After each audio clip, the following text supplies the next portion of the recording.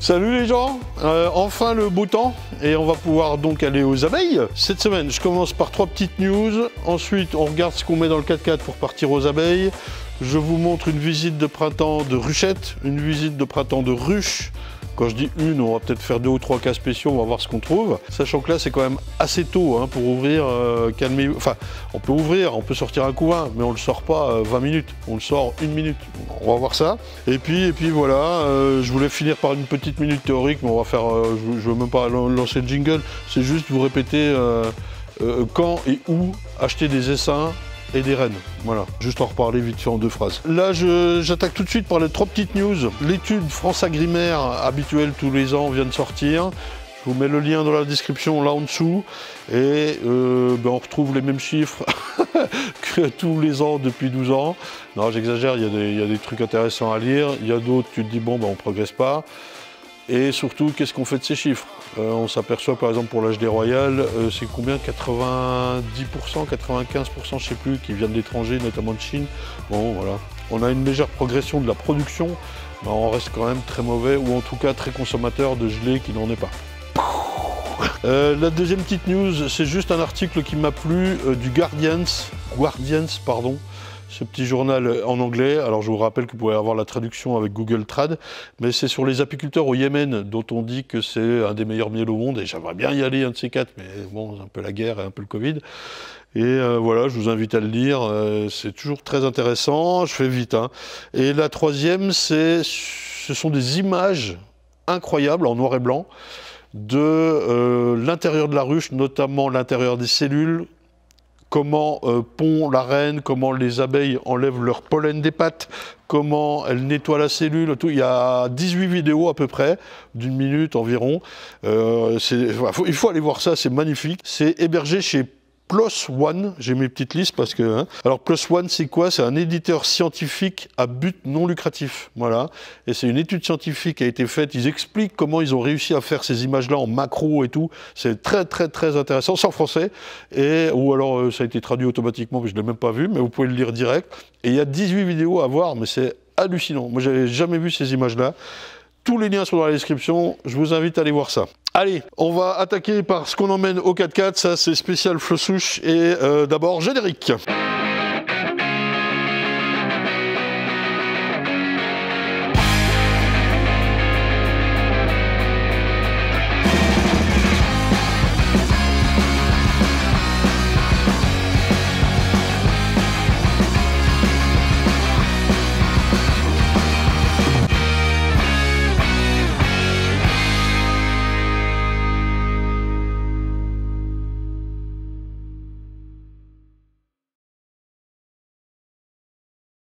Alors les gens, qu'est-ce qu'on emmène dans notre 4x4 pour aller? J'avais fait la petite liste, mais finalement je la connais aussi un petit peu par cœur. Alors d'abord, nos petits lève-cadres. Je dis non parce que... j'ai envie de te filmer. Les petits lève-cadres qu'on a rendus propres. Et là, je vais essayer, entre chaque rucher, de les désinfecter au feu. C'est javel ou feu, mais un seau de javel, il faut tout le temps en remettre. Moi, des fois, je pars toute la journée. Ça veut dire qu'il faut que je prenne de l'eau, de la javel et un seau de mélange. Enfin, je vais essayer avec ça. Et puis, on a un jerrycan de flotte quand même. Ça, c'est pour se nettoyer les mains et les enfumoirs avant d'y foutre le feu. Voilà. Il est niqué? Non, c'est bon. Qu'est-ce que je prends? Ça, c'est dans la boîte à gants du 4x4. J'ai toujours quelques trucs comme ça. Alors, à l'arrière, il y a quelques partitions. Quelques mousses des fois qu'on en a besoin, des cages à rennes propres, nettoyées mais déjà usitées. Hein. Ça c'est si je dois prélever une reine quelque part pour la mettre dans une orpheline ou quoi, aux caisses, avec un petit bout de candy pour ça. Tout le monde est là? Ok. Qu'est-ce qu'on emmène? On commence à mettre les abreuvoirs. C'est bien assez tôt, hein. Il y a de l'eau partout, elles sont pas en manque, mais c'est surtout ça fait de la place ici. J'ai besoin de place à mort quoi. Qu'est-ce qu'on emmène? Les clés bien sûr pour démarrer le véhicule. Ça c'est les pieds des abreuvoirs. Ici des cadres à mâles. Voilà, tout prêt à mettre, sachant que j'en ai déjà mis dans les ruches, donc normalement, j'en ai pas beaucoup. Hein, je ne sais pas s'il y a encore des ruches qui n'en ont pas, on va voir. Alors aujourd'hui, je vais voir d'abord les ruchettes et après les ruches. Par bonheur, le premier rucher qu'on va voir, il y a 10 ruches dedans et 57 ruchettes. Donc on va pouvoir tout faire en même temps. Qu'est-ce que j'emmène également? Et ça, je voulais dire, c'est que je ne mets pas la même chose pour les ruches et les ruchettes. Les cadres à mâles, j'en mets pas dans les ruchettes, elles sont déjà sur 6. En l'occurrence, DG. Ça, j'en mets pas non plus dans les ruchettes, elles sont déjà sur 6, à moins que j'en ai hiverné une sur 5. Ou que j'ai un cadre à retirer qui est pas bon ou quoi, que je mets une tire gaufrée, ou qu'il y ait trop de couvain, que je dois la dégonfler, je duisse, j'en sais rien, dégonfler la ruchette et mettre une G pour patienter. Ça, c'est d'abord, on voit les ruchettes, c'est d'abord pour repérer les essaims qu'on va aller chercher dans quelques jours, une fois repérés, pour les amener ici pour la vente. Voilà. Et la vente, c'est première quinzaine d'avril, a priori le deuxième week-end d'avril, on va voir. Ici, j'ai des planchers propres, ça c'est pour les ruches. Donc on a 10 ruches à voir dans ce premier rucher, on prend 10 planchers. Voilà. Ça, on va les changer. Ensuite, l'enfumoir, évidemment. Pour l'instant, j'en prends qu'un parce que c'est moi qui vais vérifier toutes les ruches. Je ne vais pas demander à Renaud, qui est là, de vérifier des ruches alors qu'il n'en a jamais ouvert. On va le faire par étapes. Ici, un petit seau pour mettre les déchets de cire. Vous savez, on va gratter les cadres et on récupère ça, on met ça dans un seau. De l'autre côté, j'ai quoi? J'ai des baies, c'est-à-dire des cadres construits. Je suis pas sûr d'en avoir besoin, mais je préfère toujours en prendre. Voilà, il y en a un quart et demi, il y a 15 baies, c'est bien assez suffisant. Il y en a qui sont vides, il y en a qui sont avec du miel, voilà. Toujours un petit peu de candy au cas où, mais normalement, plus besoin. D'ailleurs, on a pris des sacs poubelles. Ouais, tu peux dire oui. On a pris des sacs poubelles pour justement quand on a le sac de candy qu'on retire, qu'on le jette directement. J'ai un petit peu de Vitafit Patty. Franchement, normalement, je l'utilise pas, mais là, je vais regarder sur les futures éleveuses. Il faut qu'elles boostent celle-là. Donc peut-être que je vais les remettre. Il y a quelques paquets encore disponibles ici et le reste arrive. Voilà. Et puis, on est bon. On est bon. Des Posca, en jaune ou blanc pour noter sur le toit, comme ça s'efface bien. Et puis je pense que j'ai pris un bleu pour remarquer les dernières rennes qui ne sont pas marquées. J'avais du vernis, mais je crois qu'il a séché. Voilà, on est parti. Allez.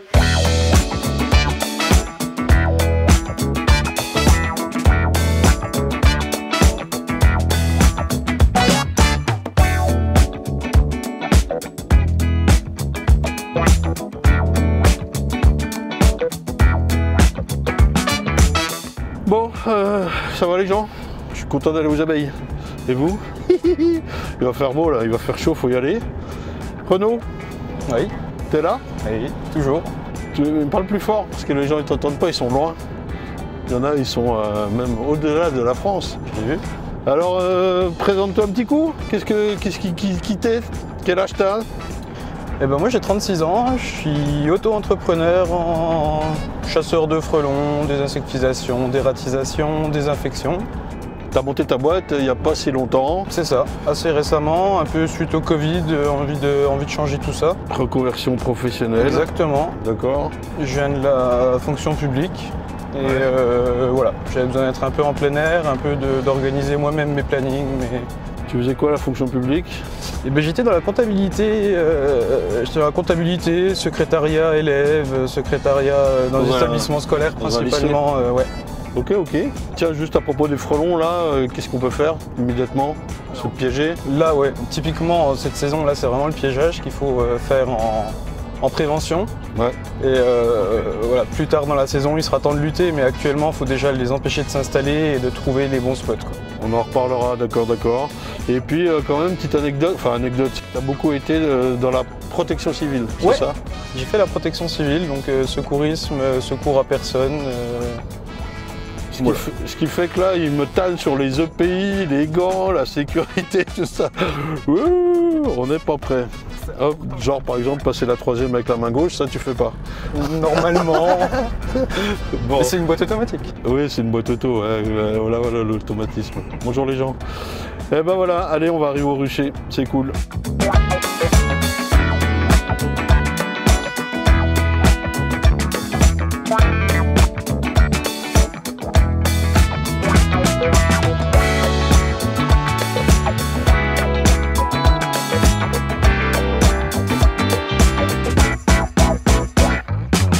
Allez, ici, une ruchette standard. On regarde vite fait si la reine n'est pas dessus. Je dis standard parce qu'on va essayer de vous trouver une faible, une forte. Petit coup de fumée. Qu'est-ce qui va compter? C'est de voir si... Je suis désolé, je fais de l'ombre. C'est de voir si il faut la transvaser de suite ou pas, quoi. Comment faire? On va regarder un petit peu ce qu'il y a dedans. Elle a l'air calme. Pas de signe d'agitation particulière, pas de signe de caca sur les têtes de cadre. Alors, pour sortir ce cadre-là, hein, j'écarte, je pousse celui-là là, je pousse celui-là là, et déjà je peux le bouger normalement. Si ça va pas, il y a des boursouflures ou quoi, et évidemment, éventuellement, je peux pousser le bleu de ce côté-là. Ce qui fait que j'ai un grand espace pour sortir mon cadre du milieu. Pourquoi je tape au milieu? Parce que c'est là qu'il va y avoir le couvain. Il va être rarement là. Rarement là. Il est possible qu'il y en ait un petit peu là parce qu'on est côté chaleur. Mais normalement ici on va trouver du miel, ou s'il en reste, ou du pollen. Hop, je le décolle maintenant. Alors attention parce que comme j'ai bougé le bleu et que je m'appuie dessus pour sortir mon cadre là, je le resserre encore et là il y a le risque d'écrasement d'abeilles. Donc il faut faire gaffe quoi. Hein. Faut toujours laisser un espace pour elle quoi. Et là je peux le sortir tranquille, tout doucement, ça frotte pas ni devant, ni derrière, ni autour. Qu'est-ce qu'on a? On a des abeilles. Un tout petit peu de miel ici, et de nectar qu'elles sont en train de rentrer. C'est vraiment, hein, on est vraiment, vous savez, à la fin du moment critique, entre le moment où elles avaient besoin de bouffe pour chauffer tout ça, et ce qu'elles trouvent. Là a priori on voit pas la reine, ça bouge pas, c'est tranquille. Le couvain on le voit à travers les abeilles. Ici il est fermé. Et puis là, on imagine que c'est tout repondu.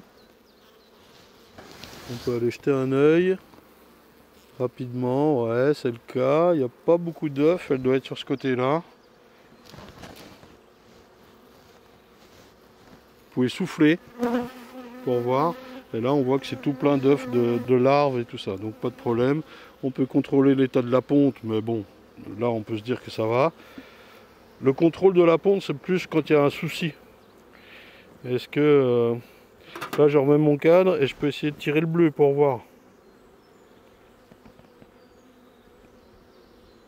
Mais voilà, il faut être assez rapide et puis bon c'est tout pondu. Je sais pas si la reine est par là, il y a du pollen qui tombe. Vous voyez, je fais tomber des pelotes de pollen quand je fais ça. Hein. Faut vraiment le faire au mini quoi. Voilà. Ce que je veux voir moi, est-ce que je dois la transvaser rapidement? Donc, est-ce que par exemple il y a du couvain jusque là? Sur la 1, 2, 3, 4, enfin, celui-là est à peine pondu, mais si là ça va, ça peut attendre. On voit qu'il n'y a pas beaucoup d'abeilles quand même sur le 6e cadre. Ça devrait le faire. Vu du dessus, hein. On peut jeter un petit coup d'œil. Vous avez vu que j'ai pas pris le temps de nettoyer au-dessus parce que bah, ça va quoi. Ce qui peut être gênant là tout de suite, vous le voyez, c'est les ponts. Ici vous avez un pont, un autre ici, un autre là, là un petit. Et là 2 petits. Et quand on va lever, ces ponts-là, ils vont arracher le couvain ou le miel. Donc ce qu'on peut faire tout de suite là, il n'y a pas d'abeilles, je découpe. Tant pis si la bout de cire tombe dedans. Merde, bah, je l'ai fait tomber dedans. Hop, sinon on les sort. C'est vraiment pour pouvoir manœuvrer tranquille. C'est aussi pour ça que je lève jamais les cadres de rive en premier, parce que des fois c'est attaché à la paroi. Des fois. Surtout quand il y a une poignée. Pour les ruches ça. Là on voit qu'on est sur les réserves de miel. Et qu'il y a assez peu d'abeilles, il n'est absolument pas temps de la transvaser. On a largement le temps. Donc on a un beau couvain, a priori sur 2 cadres et demi, 3 cadres. C'est une ruchette normale, pas trop en avance. Voilà. Bon, je vous rappelle qu'il fait beau que depuis hier. On a le temps quoi. Donc bah, j'y fais rien, je la laisse, je la note comme ça. Je vais lui mettre une note A, B ou C, je vais la mettre B. Et ça va. Les A par contre, on va essayer d'en trouver une forte et une faible C. On verra ce qu'on fait. Et hop, je la referme, on fait gaffe à tout ça, et voilà. Suivante. Alors, ici, je vais peut-être la décoller. Hop. Alors, c'est pas violent. Il y a encore le candy qui est là. Et la question est de savoir, c'est est-ce que je lui laisse ou pas. Ça dépend, donc peut-être que je l'ai mis et qu'il n'y en avait pas besoin, ou moins. Elle est moyenne, lourde. Et si je veux lui laisser, qu'est-ce que je fais? Parce que je ne veux pas laisser le nourrisseur à l'envers, posé comme ça, des fois que ça construise dedans, ce serait chiant. Donc déjà, j'enlève ça. Ça, c'est des moitiés qu'on avait rajoutées juste avant le coup de froid. On va regarder ce qu'il y a dedans. Ça n'a pas l'air très très violent. Pour autant, je vois que j'ai des abeilles tout par là. Hein. Ça va le faire quand même. Là, j'ai 2 petits ponts. Hop, j'enlève. Comme ça, je peux lever mon verre. Encore un petit pont là.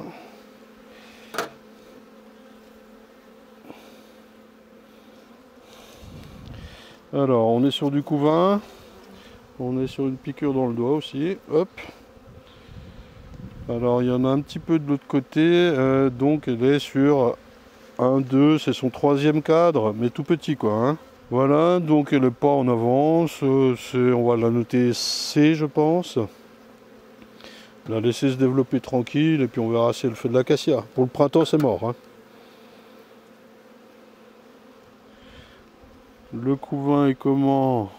Ouais, ça va, c'est tout bien pondu, hein. C'est vrai, faut reconnaître. La reine est là, ok. Kiki. Va falloir y aller maintenant. Bah remarque elle pond bien, hein. Ça c'est un manque d'abeilles. Et voilà. Bon, et on va la laisser faire. Pour la nourriture, on voit qu'il y a quand même pas mal. Enfin, il y a pas mal. Ça va mieler, il y a un petit peu de miel. Je suis pas obligé de lui laisser le candy que j'avais mis. Si jamais je devais lui laisser, moi ce que je fais les amis, c'est que j'enlève le plastique complètement. Et je mets le candy là. Je mets le candy là et puis je referme normalement. Comme ça. Alors vous allez me dire, ouais mais ça passe pas, c'est trop épais. Alors effectivement, il faut tasser un peu. Peut-être que dans ces cas-là, je mets qu'un quart de ce qui reste, enfin la moitié de ce qui reste, soit un petit quart quoi. C'est vraiment pour l'assurer si je vois qu'elle est très légère. Là ça va, j'enlève ça, on peut le refermer. Ah mais il y a une abeille, non. Sors, voilà. On peut le refermer proprement et il ne va pas durcir, on peut le réutiliser après quoi. Hein, voilà. Et on va regarder la suivante tout de suite derrière. Alors celle-ci les amis. Hop, t'es là. Alors on referme bien nos ruchettes pour pouvoir les déplacer facilement. Hop, ça se décolle. Ah, il y a du candy. Alors elles l'ont tout mangé. Donc déjà, moi je me méfie qu'il y ait la reine là-dedans. Ce que je fais, c'est que je remets tout le monde dedans. Donc hop, je le ramène au fond du nounou. Et hop, ouais je sais, j'ai pas encore enlevé le sac plastique. Voilà. Aïe, je rejette un petit coup d'œil et voilà. J'enlève l'abeille qui me pique et voilà. Un petit coup de méfus. Voilà. Là je peux enlever le plastique qui est vide.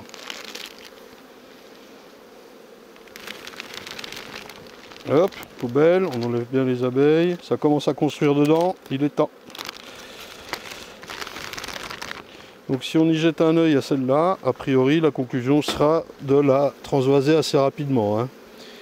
Alors pour moi ce ne sera pas aujourd'hui, mais on va le noter, on va la mettre notée A, par exemple.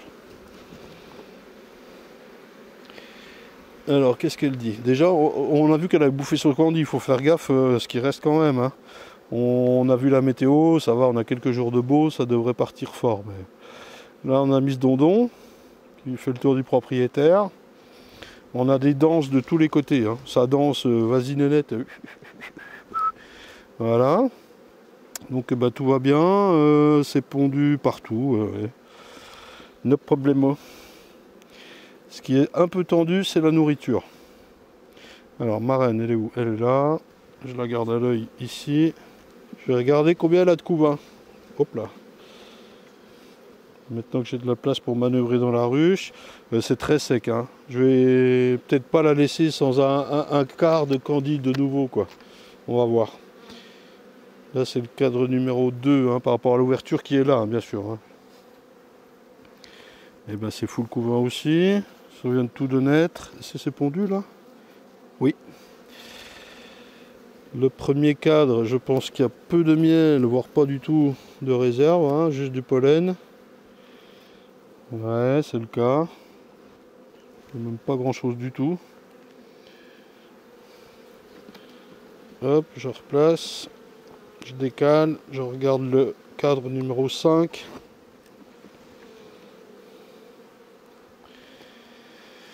On est sur pollen et nectar. Ça rentre là.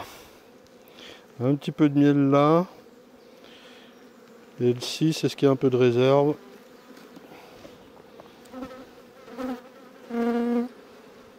Oui. Bon, pas besoin de candy, on va dire que ça passe avec ça. Mais il faut pas qu'on se tape de 15 jours de pluie hein, à ce coup-là. là, ça passerait pas quoi. Hein. Donc tout ça, c'est en fonction de ce qu'on voit et la météo. D'accord. Allez, je replace tout le monde, je la note et basta. Là, sur les ruchettes, j'ai pas grand-chose à faire. Hein. Je regarde ma reine si je la vois et basta quoi. Elle est où d'ailleurs, Miss Monde là? J'aime bien savoir où je la remets quand je la remets. Elle est là. Ok, no problème. Et attention, il y a un sens des cadres, là c'est ce que je suis en train de vérifier. En général, le sens c'est le miel au fond et le couvain par devant. Hein. Donc là mon miel il est là. En l'occurrence mon cadre il va pas comme ça, il va comme ça. Toujours respecter ça, ne pas casser le nid à couvain hein, en début de printemps comme ça. C'est danger. Elle est où ma reine? Elle est là en plein milieu. Donc je la garde à l'œil là quand je remets mon cadre. Hein. Voilà. Ça frotte un peu, mais ça passe easy. Et au niveau du poids, oui, ça correspond à ce qu'on a vu. Hein. Cela dit, elle est quand même assez lourde. Bon, voilà. Donc ça a transvasé dans les maxi 15 prochains jours. Hein. Ça va y aller, ça. Ok. Allez, on va essayer de trouver une faible. Alors celle-ci, les amis, je vous la rouvre. Je l'ai visitée tout à l'heure. Elle avait un petit peu de candy, je lui ai enlevé. On va nettoyer tout ça.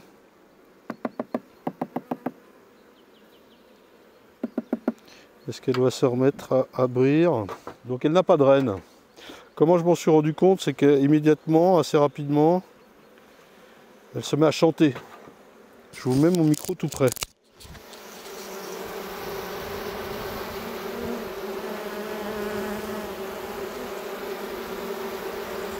Mon micro dedans.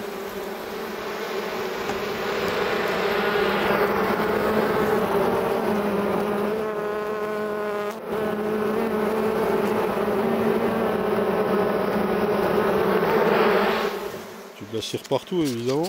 Vous entendez, hein, c'est vraiment ses caractéristiques. Et vous voyez là, elles sortent la glande de Nasanoff, elles battent le rappel alors qu'il n'y a pas lieu de faire ça quoi. Ça c'est des signes, sans avoir tiré un cadre, on se dit qu'il y a un problème. Vous voyez, hop, hop, elles commencent à battre le rappel là, là. Toutes là. Elles sortent le cul en l'air, on voit la dernière des glandes du bout de la fesse là, la glande de Nasanoff, et elles agitent les ailes sans bouger. Enfin si, les ailes. Et donc à l'intérieur, on trouve rien. Pas de couvain.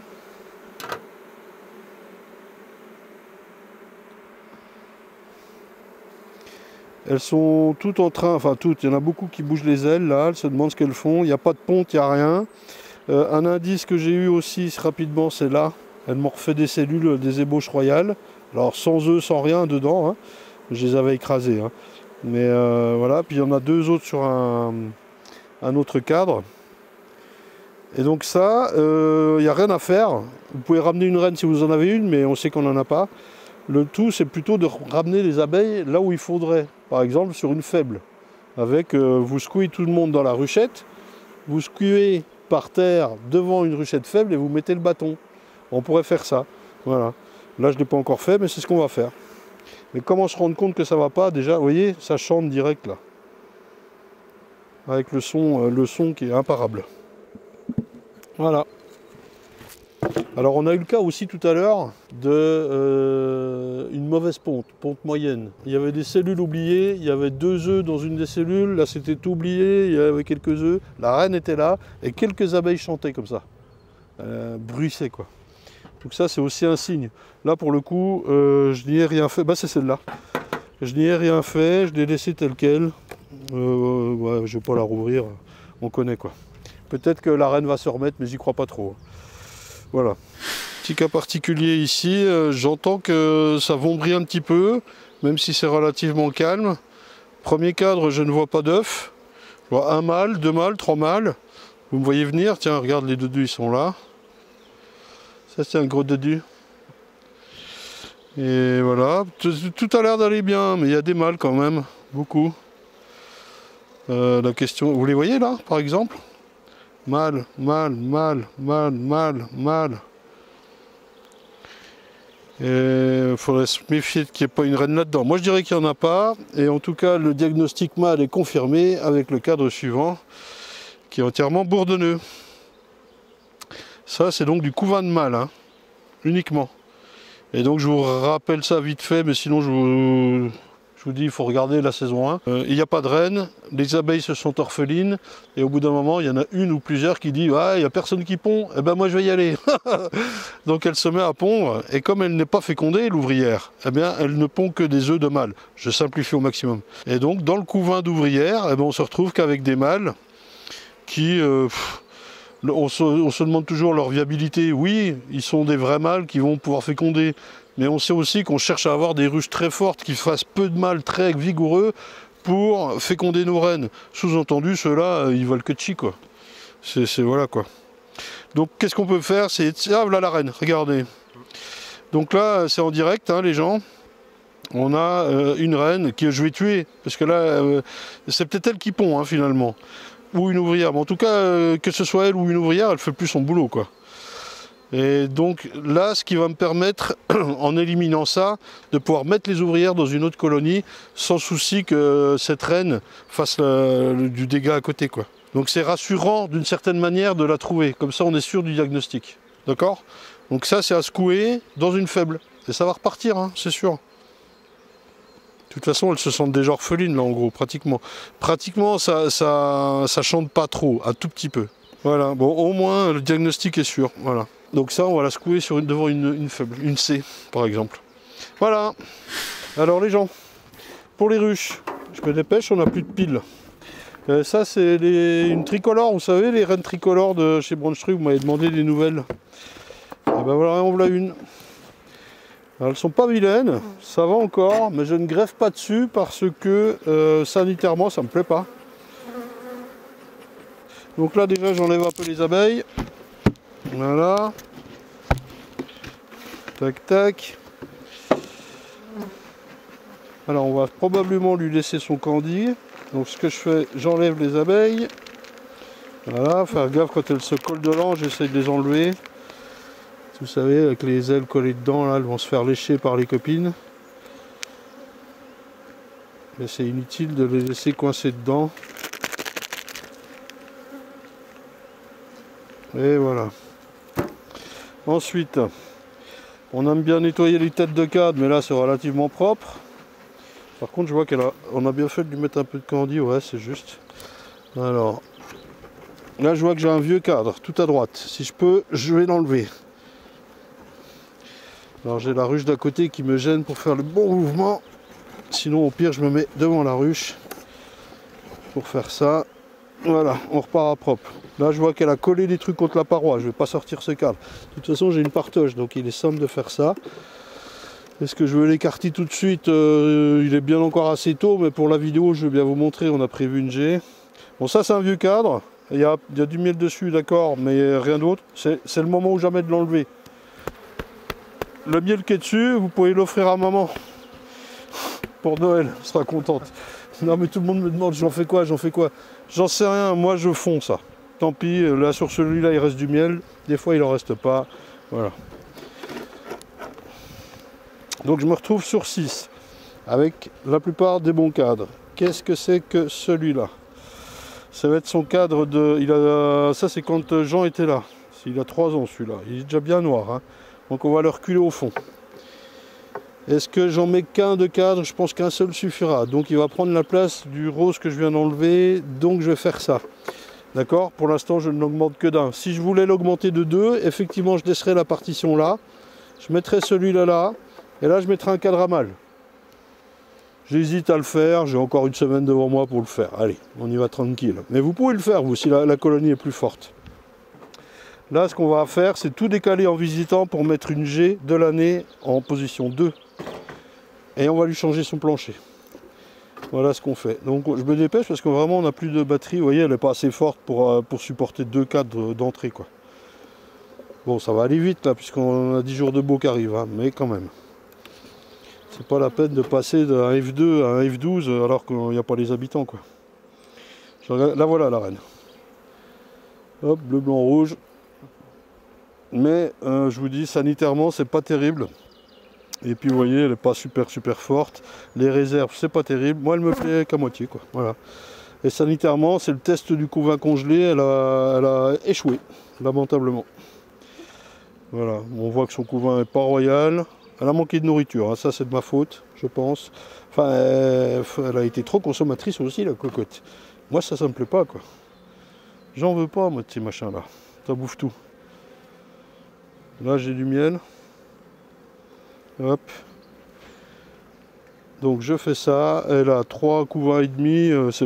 C'est bien assez tôt pour la grandir. Je le fais vraiment pour la vidéo, les gens, parce que tout ça, c'est plutôt pas pour ce week-end. Ça va être limite. Ça dépend de où vous êtes en France et de la force de vos colonies.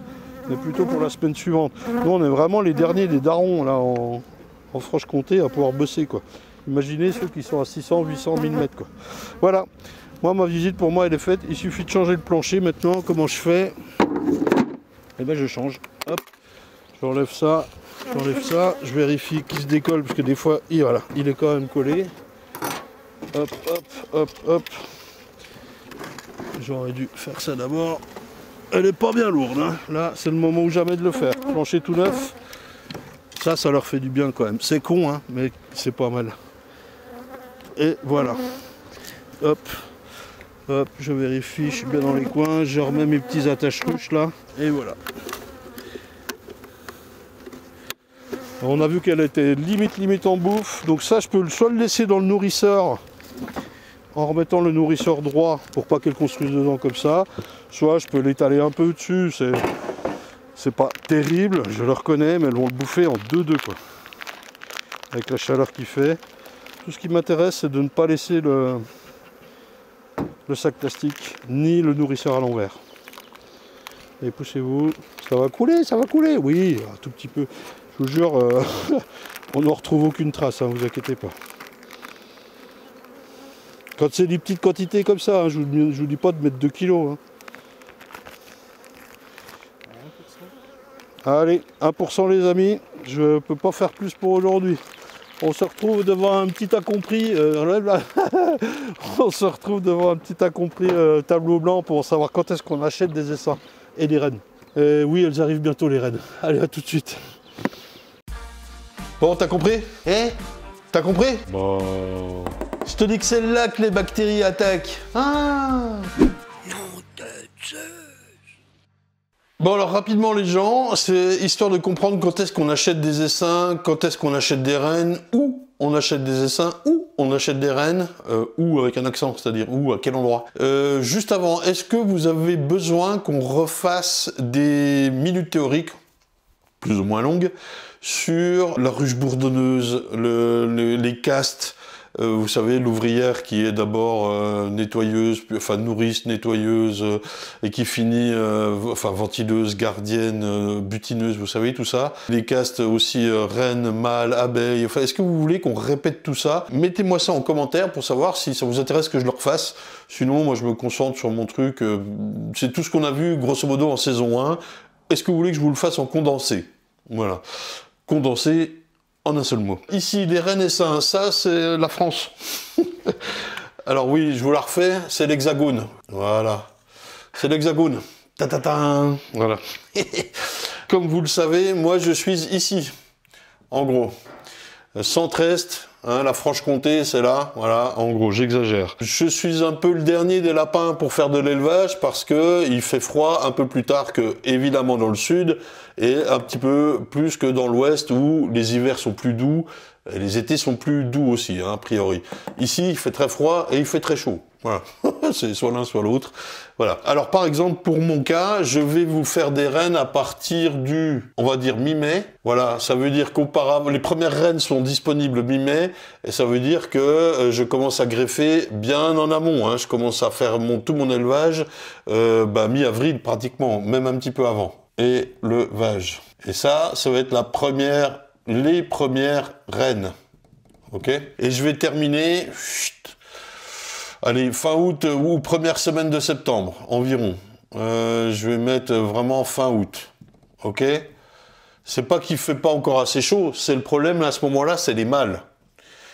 Pour les conserver et réussir les fécondations des dernières reines. Dans l'ouest, ici, je parle pas les copains du Nord, hein, je vous parle pas de vous. Je sais pas votre truc. Mais les copains de l'Ouest, mais surtout le Sud ici, évidemment, ils ont alors nos amis corses, Évidemment, ils ont plus de temps que nous, que moi, pour faire ça, quoi. On gagne facilement 1 mois là-dessus, peut-être, et là, par contre, se pose le même problème de mâle, hein, quand même. Donc là, voilà. Je ne sais pas jusqu'à quelle date ils peuvent féconder. Après, il y a des techniques quand même, bien sûr, pour conserver les mâles, avec de la nourriture notamment. Ce que je vais m'atteler à faire, moi, pour les conserver jusqu'à fin août. Mais sinon, on sait très bien que, allez, juillet, parfois, hein, bon, puis août, comme il n'y a plus besoin de fécondation et moins de nourriture, les ouvrières chassent les mâles. Bien qu'ils soient encore là dans les ruches, elles les chassent. Donc c'est notre souci, c'est de pouvoir conserver les mâles. Donc voilà, chez moi par exemple, en gros, de mi-mai à fin août, je vais vous proposer des reines. Oui, elles sont sur le site, attendez de vous précipiter, je termine mon exposé. J'aurais dû le dire après ça. Hein. À quel endroit on peut les acheter aussi? Vous les achetez chez les apiculteurs. C'est con, hein, mais on achète des reines abeilles chez les apiculteurs. Premièrement. Pro ou confirmé, ça peut être pas mal. Mais il y a aussi de loisirs qui en produisent. D'accord. On va mettre pro confirmé. Et puis, il y a ce que j'appelle de loisirs qui peuvent vous en produire. Si elles sont de bonne qualité, pourquoi pas. Ce qui va compter pour ces gars-là, c'est qu'ils ont un SIRET. Ok. Et le code NAF, le code APE, qui dit aussi que c'est de l'élevage autres animaux, je ne sais plus quel est le code. Ça, c'est pas mal. Il y a éventuellement des magasins, des revendeurs, quoi, si vous voulez. Les magasins qu'on connaît, ou même une saison aux abeilles va proposer mes reines à moi, Léandre apiculteur. Ce sont 2 sociétés différentes. Hein. Moi, j'ai mon SIRET d'apiculteur et je vends au SIRET une saison aux abeilles. Ça, pour moi, c'est pas un souci. Ce qui est intéressant, c'est que c'est produit en France, c'est local, et voilà. Moi, mon souci, j'ai un site internet qui est par là, que j'ai trouvé récemment, qui vend des reines de, je sais plus quand exactement ça démarre, de mai jusqu'à octobre. Ça, c'est quelqu'un qui est proche de chez moi. Et pourquoi je vous parlais du SIRET? Parce que je suis allé vérifier sur son site internet. Alors, non seulement il n'y a pas de CGV, conditions générales de vente, sur le site internet. Il n'y a pas de mention légale. Ça veut dire qui fait quoi, à qui ça appartient. Moi, je vous dis, hein, sur un site internet, c'est les premières choses que je vais voir. Voilà. Et le SIRET, je l'ai mal écrit, le SIRET pour ce site internet-là, en rouge, il y en a un, hein, mais il n'existe pas. On a des moyens et des outils très simples et gratuits pour vérifier ça sur Internet. En l'occurrence, ça me renvoie sur un truc où on me dit que l'entreprise est radiée depuis des années et que de toute façon, ça n'est pas du tout en lien avec le commerce ou les animaux. Donc, moi, ça me pose un gros souci et c'est là que je veux attirer votre attention. Si vous achetez sur Internet, essayez de voir à qui vous achetez. Si vous n'êtes pas sûr, il y a les dates qui vont vous mettre un doute. Ça ne correspond pas. Il est impossible de produire des reines jusqu'en octobre ici. Il fait trop froid, il n'y a plus de mâles. Donc ça sous-entend quoi? Que ce sont que des reines achetées. Des reines achetées et revendues. Pourquoi pas? Sauf que là, ce sont des reines qui ne sont pas... Enfin, qui sont européennes, mais elles viennent de loin. Elles viennent de très loin. Pourquoi pas encore? Je veux bien. Mais j'attire votre attention sur le fait de... surtout quand le site, la vitrine est belle, vous pouvez essayer de rechercher les photos qui sont affichées. Vous faites clic droit, recherchez une photo sur Google. Et comme par hasard, il n'y a aucune photo qui n'appartient au site. C'est tout des copies des autres sites. Le SIRET est faux, il n'y a pas de mention légale, les CGV, les dates, il n'y a rien qui correspond. Et moi, ça commence à me poser problème parce que finalement, on ne sait pas d'où viennent les reines. C'est pas le gars qui les produit, quoi. Il l'achète, il revend, ok, pourquoi pas, mais c'est pas lui qui les produit, donc il y a tromperie sur la marchandise, puisqu'il dit que c'est lui qui les fait. Donc là, moi, j'attire votre attention, je dis, attends, voilà, faites gaffe, machin, parce que c'est quelque chose qui est, moi, je trouve anormal. Voilà, très clairement, je trouve ça anormal. En l'occurrence, ce sont des reines achetées dans des pays à moins cher, achetées 7 ou 8 euros, revendues 35, 40 euros. Moi, je trouve ça dégueulasse. Voilà, je trouve ça dégueulasse. J'ai le droit de le dire, j'ai le droit de le dire. Voilà. Pour les essaims, même combat. On peut acheter européen si on le souhaite. Hein, il y a des pays ici, il y a des pays là-bas.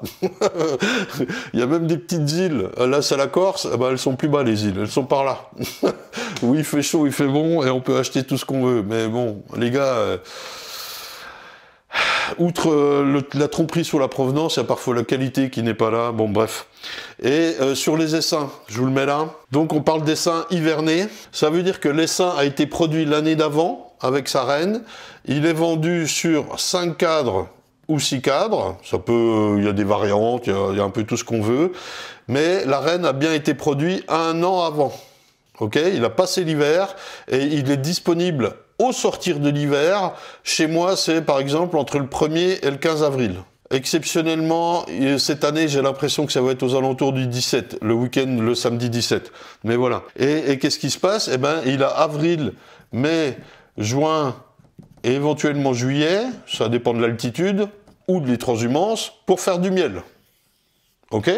Si on vous propose un essaim hiverné en mai, là, ça me pose un petit problème. Moi, je comprends pas trop. Moi, mes essaims hivernés, si je les propose en mai, ça veut dire que j'ai pris du couvain dedans, que je les ai dégonflés parce qu'en mai, c'est devenu une ruche, quoi.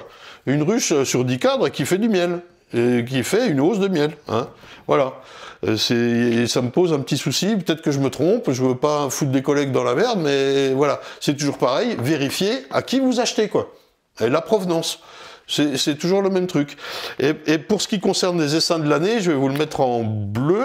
Eh bien, ils ont été composés avec une reine qui sort de là, de mi-mai en gros à août, un peu plus loin, hein, avec ces dates qui se rallongent. Et donc, on va vous le proposer en juin, par exemple. Alors, c'est bien, mais il est difficile, voire improbable, de faire du miel quand vous obtenez votre essaim sur 5 ou 6 cadres en juin. Parce qu'il n'aura pas le temps de gonfler sa ruche et de refaire une hausse. Donc, en gros, vous achetez ça.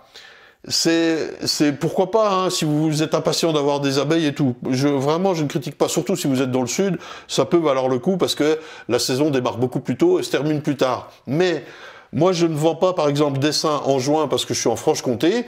Et si je vous le donne en juin, eh bien, en gros, vous supportez le coût du traitement, de la nourriture, nourrissement, c'est de pire en pire mes tableaux blancs, hein, et l'hiver. Donc certes, ils sont moins chers, les essaims de l'année, mais vous faites pratiquement rien avec, vous les traitez, vous les nourrissez, et vous passez l'hiver. Ça fait 3 risques. Vous endossez ça, 3 risques, pour aller au printemps suivant, par exemple ici 2022. Est-ce que ça vaut le coup, pas le coup? C'est aussi la raison pour laquelle les hivernés sont parfois un peu chers, hein, les gars, ça fait beaucoup de trucs à faire pour l'apiculteur. Tout comme les rennes, le prix des rennes. Là, moi, je les produis, je vais les produire, je les vends à une saison aux abeilles qui, elle, vous les revend. Donc une saison aux abeilles, ça marche, c'est ça. Mais je m'aperçois du travail que c'est que de fournir autant de rennes. Sur le calendrier, c'est un truc de dingue, ça monopolise 3 jours par semaine. Voilà, en gros, entre le greffage, la récolte, préparer aussi les éleveuses en tout début de saison, ça c'est un gros boulot, etc.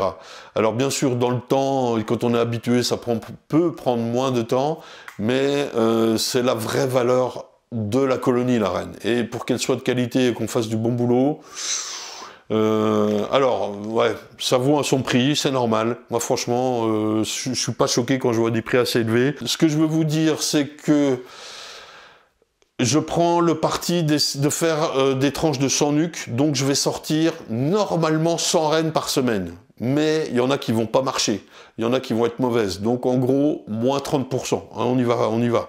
Je veux vraiment essayer de vendre que ce qui marche, qui est bien, quoi. Donc il n'y en aurait que 70 par semaine. Et sur le site internet, on a décidé avec Mathieu, je lui ai dit, écoute, on va mettre que 50 par semaine. Parce que je veux vraiment assurer le truc. Je veux pas que vous commandiez des rennes et qu'elles soient pas disponibles. Voilà. Alors, on en met 50 par semaine, là, dispo, maintenant, de la mi-mai à fin août. Le prix, je sais plus combien on a décidé, on a plus ou moins, au début on était à 30, et puis 32, puis 33, bah ouais les gars, déjà il y a 10% de TVA,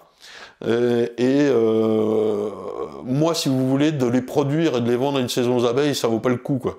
À certains moments, je suis à moins de 30 balles, autant faire du miel, ça vaut plus le coup de faire des rennes. C'est ça le truc quoi. Donc vous allez me dire, ouais, mais t'es capable de faire une saison aux abeilles et tout, oui, ben écoutez, c'est la vie, c'est comme ça, comme tout le monde le fait hein, d'ailleurs, hein, pratiquement. Mais vous avez la possibilité d'aller ailleurs, hein, alors là, complètement. Il y a plein de bons apiculteurs et de bonnes, comment dire, de bons éleveurs de rennes partout en France. Vous pouvez les trouver dans les magazines apicoles et autres. Donc voilà, on en propose 50 par semaine, et s'il y en a un peu plus, au dernier moment, on les rajoutera sur le site internet. N'hésitez pas à mettre votre mail dans la catégorie rennes pour être averti à tout moment quand est-ce qu'il en arrive. Et voilà, on fait ça comme ça. J'espère que ça vous ira. On n'a pas le choix de faire autrement. Sinon, faites attention à qui vous achetez. Voilà, les gens, ça termine... Voilà, voilà, voilà. Là, ça se couvre un peu pour la météo. C'est bon, c'est pas si terrible que ça. Je pensais aller aux abeilles demain, samedi, ouais, dimanche. Et ben, moi, chez moi, on reste à 14 degrés avec du brouillard, finalement. Bon, la semaine suivante est très très belle. Faites vos visites. Faites gaffe à la nourriture. N'agrandissez pas trop parce que je crois que les tendances pour dans 15 jours, c'est pas terrible. En tout cas, on a vu que début avril, Pâques, tout ça, ça va pas le faire. Méfiez-vous, n'allez pas trop vite. Et alors, bien sûr, si vous êtes dans l'ouest, le sud, j'imagine que ça va plus fort quand même. Vous adaptez, bien sûr. Moi, je suis le dernier des dindons, là. Putain, dans l'est. Quelle idée de faire de l'apiculture ici. Hein, hein. Bon, merci à tous. Merci à tous. N'hésitez pas, n'hésitez pas. Ciao.